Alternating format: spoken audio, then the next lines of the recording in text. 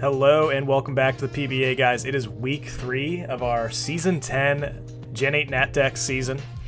We have a bit of a marathon of matches to get through. Have a little bit of a backlog. Haven't had the chance. I went back to work this week, finally back from paternity leave. So I've been a little busier, but we're still getting through all the commentary. No worries. The first match we're going to talk about today is the Kansas City Krookodile versus the Athenian Absols. Both these teams are sitting at 1-1. Tommy just got a win over Pokey last week. Finn, I believe, took a loss against UCF, JT. But both teams, really hoping to get into a positive record space. So really trying to win over the other. I think this match may have been played in person. I saw a picture in Discord where Finn posted a picture of what I guess looked like Tommy playing in the same room as him. So this might have been an in-person match. That's always really hype. So let's get into it. Let's check it out. Here we go. This is game 1. Lead Diancie against Deoxys Defense. Perhaps going to go for Magic Bounce, but no ops to switch. And we see Bind. Bind from Deoxys Defense.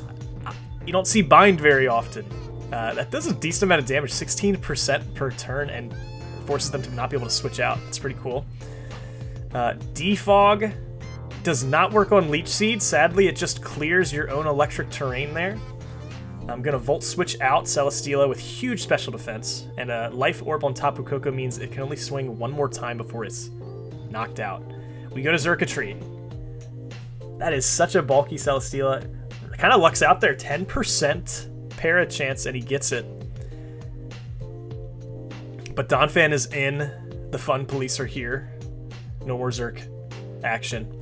We go to Slowbro with Regenerator, of course. Threatening a Scald here, perhaps. And Finn came here with a very clear game plan from the get-go. Press Toxic on everything. Seems to be working so far. Opts to swap in Celesteela just to sack and get a free switch. Perhaps to Greninja for a Dark-type attack. This is Battle Bond Greninja, so we have to be careful letting this thing get a kill. That might be a Choice Scarf Greninja if it's going to be using U-turn like that.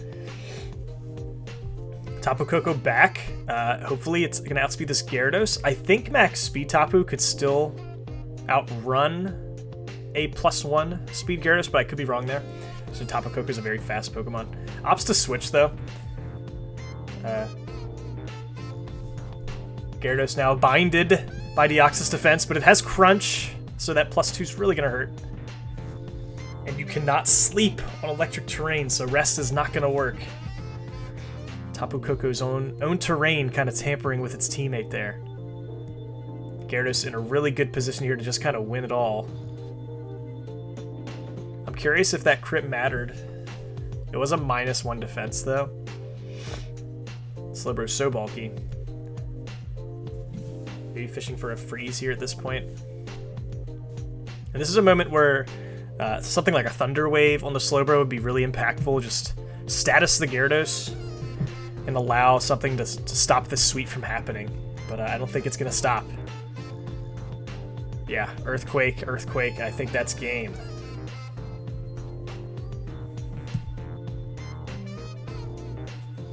And Finn with a really strong showing in game 1. +5 differential. We still aren't 100% sure what that Greninja was doing. We didn't see the Gengar at all, and the Diancie switch turn 1, so still a little bit of a mystery as to what some of these Pokemon are going to be doing. We can see that more in game 2. Let's go to it. Tommy opting to switch in Thundurus and Clawitzer. That's a little exciting. Let's see how this works out. Here's game 2. Clawitzer has a great shiny. Hold up. That's a beautiful Pokemon.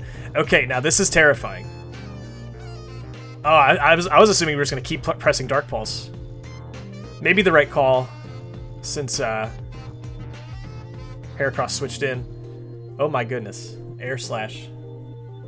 Doing tremendous damage. Maybe not expecting it to have that move. Just more of a defensive build, but no, it does have Air Slash. The fact that it lived is kind of surprising, frankly, ×4. Thundurus goes down. You will not be able to Toxic, you will not be able to Wrap this Gengar. But you do have Nightshade. Okay, that we're doing some we're doing 100 damage.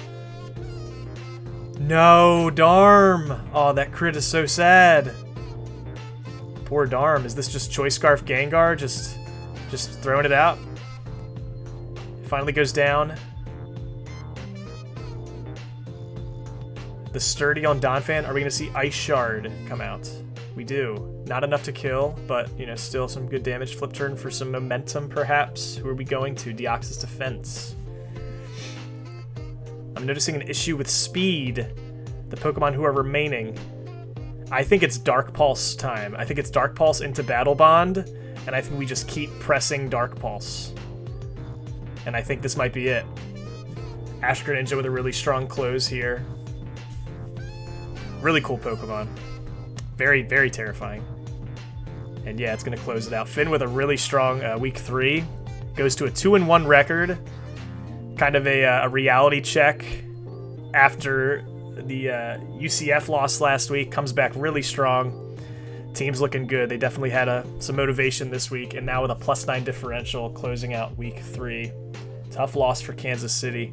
But still got 6 weeks left to close out this season, so it's really anybody's season still. But that's going to do it for this match. This was an exciting match between two close friends, and there can only be one victor in the PBA, and this time it was Finn. So hopefully we see more matches between these two. I'm sure we will down the line, and this was a great match. So this is Davy and Son signing off. Thanks for watching.